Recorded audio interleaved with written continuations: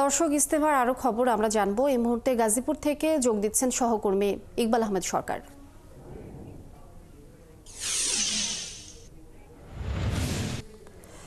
ইকবাল, ইস্তেমার সার্বিক প্রস্তুতি কেমন দেখছেন সেখানকার, এবং মুসল্লিরা কি বলছে, নিরাপত্তা ব্যবস্থা নিয়ে প্রশাসনই বা কি বলছেন?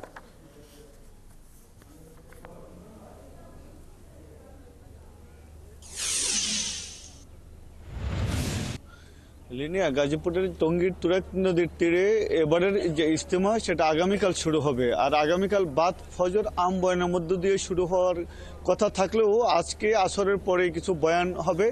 আর আয়োজন বা প্রস্তুতি নিয়ে কোনো ধরনের ক্ষোভ নেই মুসল্লিদের মধ্যে।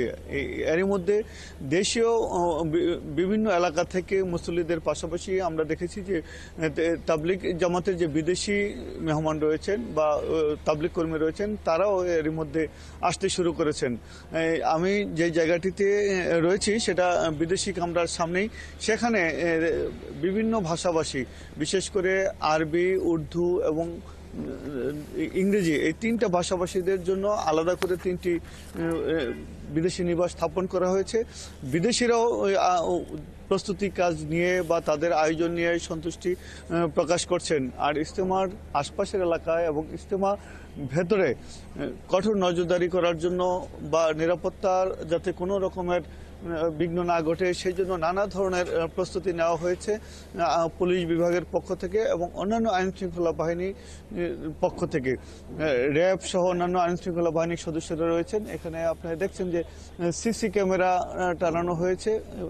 এভাবেই ময়দান জুড়ে বা ময়দানের আশপাশের এলাকায় বিপুল সংখ্যক সিসি ক্যামেরার মাধ্যমে নিবিড়ভাবে পর্যবেক্ষণ করা হবে। নিরাপত্তা কর্মী মোতায়েন করা হয়েছে মাঠের আশেপাশে এবং গোয়েন্দা কর্মী বা নিরাপত্তা কর্মী সাদা পোশাকে মাঠের ভিতরেও অবস্থান ইতিমধ্যেই শুরু করেছেন। যদিও আগামীকাল থেকে ইজতেমা শুরু হওয়ার কথা, আমরা দেখেছি যে গতকাল থেকেই ইজতেমার যারা মুসল্লি তারা আসতে শুরু করেছেন।